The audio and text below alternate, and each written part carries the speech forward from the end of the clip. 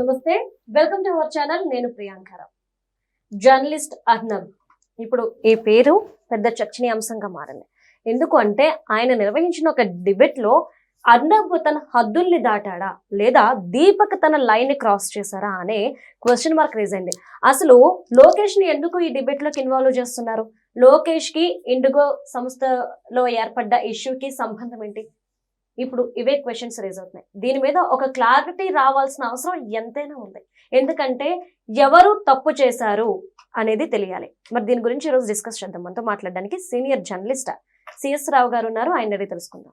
నమస్కారం సార్. నమస్తే సార్, ఏదైతే డిబేట్ జరిగింది, అర్నబ్ నిర్వహించిన డిబేట్ లో దీపక్ క్రాస్ అయ్యారా తన లైన్స్ ని, లేదా అర్నబ్ క్రాస్ అయ్యాడా? హూ ఇస్ లోకేష్ అని అడుగుతున్నారు. అసలు ఇండిగోలో ఏర్పడ్డ ఇష్యూకి లోకేష్ కి సంబంధం ఏంటి? ఇది కేంద్ర ప్రభుత్వం ఇండిగో సంస్థ తేల్చుకోవాల్సిన ఇష్యూ కదా. లోకేష్ ఎందుకు లాగాలి? అసలు వీళ్ళు ఏం చెప్పాలనుకున్నారు?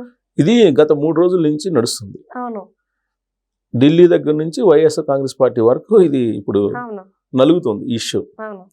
దీని మీద నేను ఇంతవరకు వీడియో చేయలే. ఎందుకంటే జర్నలిస్టు అతను డిబేట్స్ నిర్వహిస్తుంటాడు. అర్నబ్ ప్రత్యేకమైనటువంటి గుర్తింపు ఉన్నటువంటి జర్నలిస్టు, నేషనల్ జర్నలిస్టు. సరే, జనరల్గా మనం ఇంకో జర్నలిస్ట్ని మనం విమర్శించడమో లేదంటే ఇంకో రకంగా మాట్లాడడం కరెక్ట్గా ఉండదని చెప్పే ఉద్దేశంతో నేను కొంచెం దాన్ని అబ్జర్వ్ చేస్తున్నాను. కానీ బట్ దాని మీద వీడియో చేయలేం. నాకు ఇవాళ మార్నింగ్ ఫోన్ చేశారు. అన్న, మీలాంటి సీనియర్ జర్నలిస్టులు ఇలాంటి ఇష్యూ మీద మీరు వాయిస్ వినిపించకపోతే ఎలాగూ, అసలు ఏంటన్నా ఎవరిది కరెక్ట్ అని చెప్పి నన్ను ఫోన్ చేశారు 2-3 మా శ్రేయోభిలాషులు. సరే, దాని మీద నేను కూడా ఓకే అసలు ఏంటి అనే దాని మీద కొంచెం డెప్త్గా నేను వెళ్ళాను. వెళ్ళినప్పుడు అర్నబ్ జనరల్గా అర్నబ్ షోస్ ఎలా ఉంటాయి అనేది అందరికీ తెలుసు. వచ్చినటువంటి గెస్టులను పూర్తి స్థాయిలో మాట్లాడినవాడు. వాళ్ళు చెప్పింది పూర్తిగా ఆయన వినడు. వాళ్ళు ఏదో చెప్పబోతుంటే మధ్యలో ఈయన క్రాస్ చేసేసి కట్ చేసి అసలు మాట్లాడినవాడు. ఒకవేళ వీళ్ళు ఏదైనా స్పీడ్గా మాట్లాడుతున్నా మ్యూట్ చేసేస్తారు. జనరల్గా జరిగేది. ఇప్పుడు నేను కొన్ని వేల డిబేట్స్ చేశాను, నీకు కూడా తెలుసు. మెయిన్ ఛానల్స్లో చేశాను కాబట్టి జనరల్గా మ్యూట్ చేసేస్తుంటారు అవతల మాట అనకపోతే.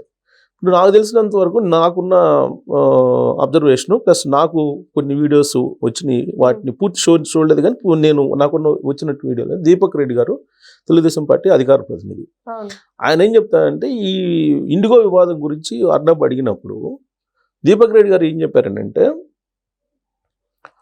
ఇది ఈ వివాదం మీద లోకేష్ గారు కూడా వార్ రూమ్లో దీన్ని పర్సూ చేస్తున్నారు అని చెప్పేసి అన్నారు. ఎగ్జాక్ట్గా ఈ పదాన్ని ఉపయోగించుకొని హూ ఇస్ లోకేష్ అని మొదలు పెట్టారు. ఇంక ఈయన మాట్లాడిన వాళ్ళ అసలు లోకేష్ గారి సంబంధం అసలు ఈ ఇండిగో ఇష్యూ ఎయిర్లైన్స్ తోటి అనేది ఆయన ఆర్గ్యుమెంట్, ఎవరిది? అర్నబ్ది. సరే, ఇక్కడ కరెక్ట్గా మాట్లాడాలంటే హూ ఈజ్ లోకేష్ అన్నాడు కదా, దానికి నేను చెప్తా. ఇప్పుడు ఈయన అన్నది అదొక్కటే అన్నారు. వార్ రూమ్లో లోకేష్ కూడా పర్యవేక్షిస్తున్నాడు దీని మీద అని. ఎవరితో పర్యవేక్షిస్తున్నాడు? రామ్మోహన్ తోటి మాట్లాడుతున్నాడు అని చెప్పాడు అతను. దీన్ని తప్పు అని అంటాడు అర్నబ్. హూ ఈజ్ లోకేష్కి సంబంధం అని అంటాడు. ఆయన ఒక పార్టీ జనరల్ సెక్రటరీ. లోకేష్ గారు ఒక తెలుగుదేశం పార్టీ జాతీయ ప్రధాన కార్యదర్శి. చంద్రబాబు నాయుడు గారి తర్వాత ఆయనే ఆ పార్టీకి.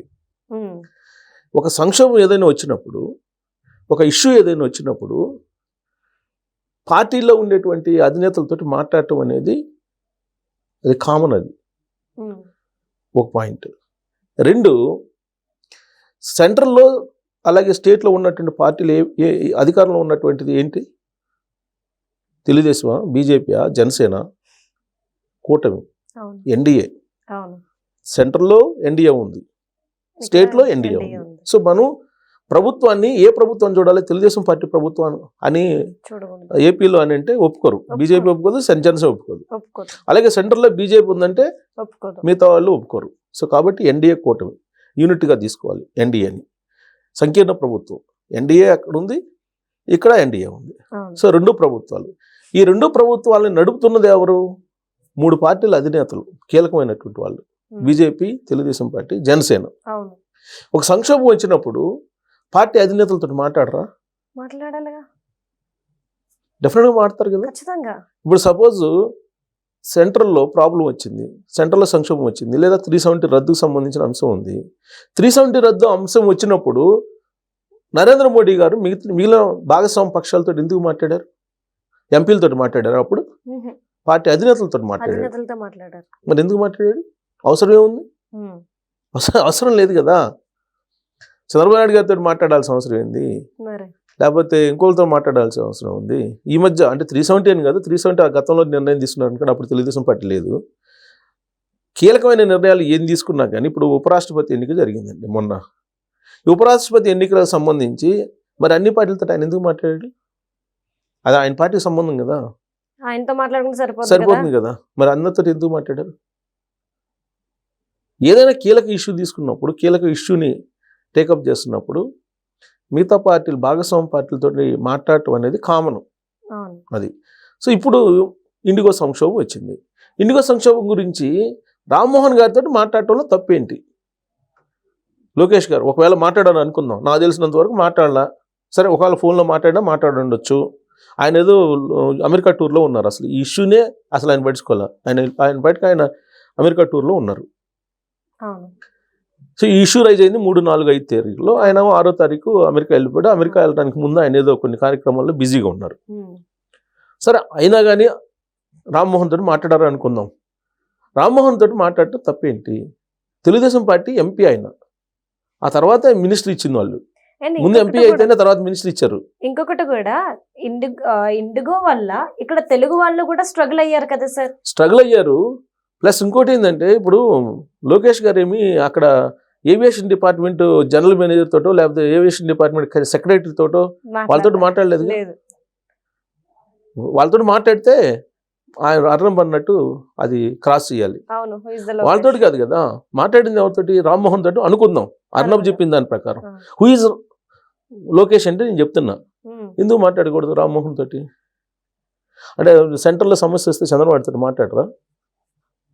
మాట్లాడతారు కదా. అలాగే జగన్మోహన్ రెడ్డి గారు ఉన్నారు. జగన్మోహన్ రెడ్డి గారితో ఎందుకు మాట్లాడాలి? ఉపరాష్ట్రపతి ఎన్నికల్లో జగన్మోహన్ రెడ్డి గారితో మాట్లాడారు కదా నరేంద్ర మోడీ గారు. సరే, అది పొలిటికల్ ఇష్యూ అనుకుందాం కొద్దిసేపు. 2019 నుంచి 2024 వరకు అనేక విధానపరమైన నిర్ణయాలు జరిగినాయి కదా. విధానపరమైన నిర్ణయాలు జరిగినప్పుడు జగన్మోహన్ రెడ్డికి ఫోన్ చేసి ఎందుకు మాట్లాడారు అమిత్ షా అలాగే నరేంద్ర మోడీ గారు? అనేకం జరిగినాయి కదా. వ్యవసాయ చట్టాలు ఉన్నాయి, వ్యవసాయ చట్టాలు పెద్ద వివాదం నడిచింది. దాని మీద కూడా ఫోన్ చేసి మాట్లాడారు కదా. మరి జగన్మోహన్ రెడ్డి గారు వాడిని ఎన్డీఏలో భాగస్వామి కూడా కాదు 2019 నుంచి 2024 వరకు. మరి జగన్మోహన్ రెడ్డి గారితో ఎందుకు మాట్లాడారు? విధానపరమైన నిర్ణయాల్లో కూడా అవసరం ఏమొచ్చింది? సో ఫెడరల్ వ్యవస్థలో మీకు అక్కడ ఉండేది ఎన్డీఏ, ఇక్కడ ఎన్డీఏ ఫెడరల్ ఉంటుంది. ప్లస్ ఆయా సంకీర్ణ ప్రభుత్వంలో ఉండేటువంటి పార్టీల అధినేతలు ఎవరైతే ఉంటారో వాళ్ళ అధినేతలతోటి మాట్లాడుకుంటుంటారు విధానపరమైన నిర్ణయాలు. దాన్ని ఒక సంక్షోభం వచ్చినప్పుడు దాన్ని ఎలా ఓవర్కమ్ చేయాలి అనేది. అది తప్పు ఎలా అవుతుంది?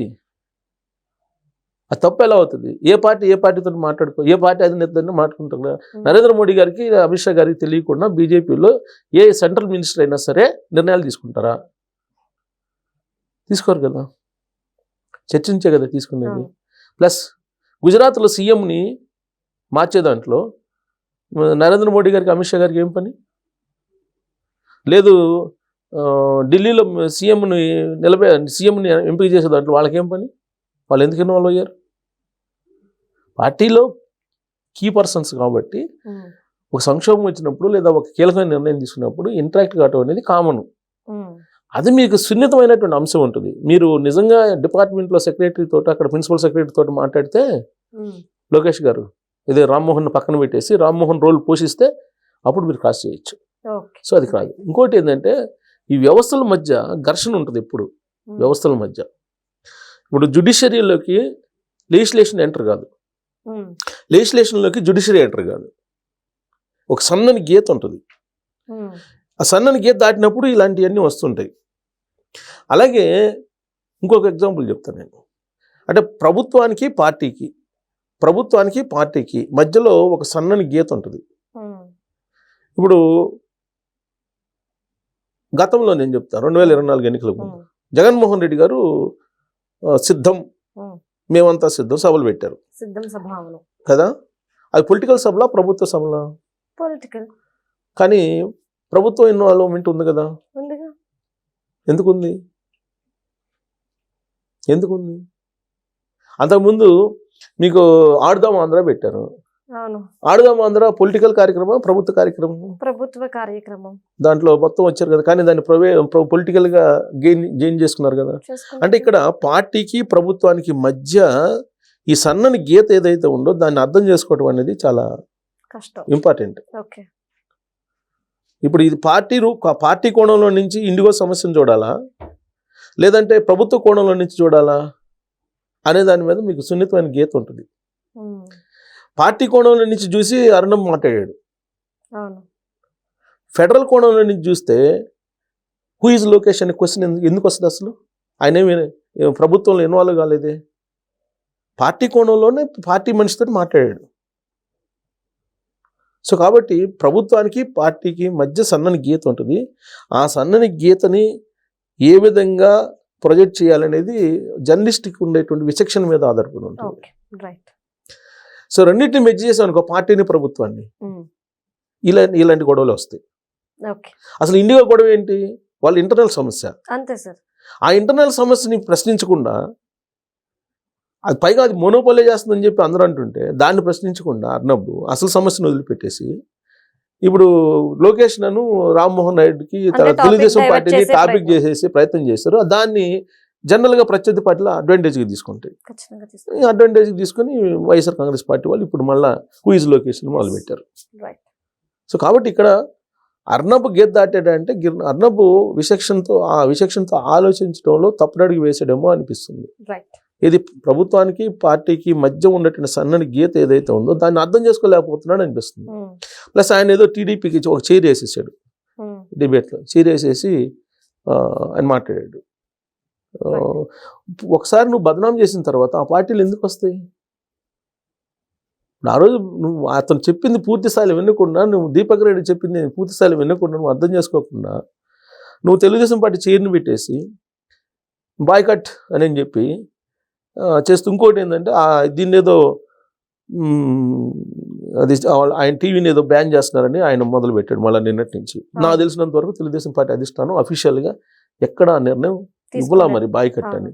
ఎవరన్నా సోషల్ మీడియా వాళ్ళు ఇస్తే ఇచ్చి ఉండొచ్చాము, దాన్ని రాద్ధాంతం చేస్తున్నారు. దానికి అదనంగా ఏంటి, నువ్వు ఇప్పుడు రిపబ్లిక్ టీవీని కట్ చేయండి చూద్దాం, సాక్షి టీవీని కట్ చేశారు కదా, రిపబ్లిక్ టీవీని కట్ చేయండి మీ ఎంత చూస్తారు అని ఒకళ్ళు,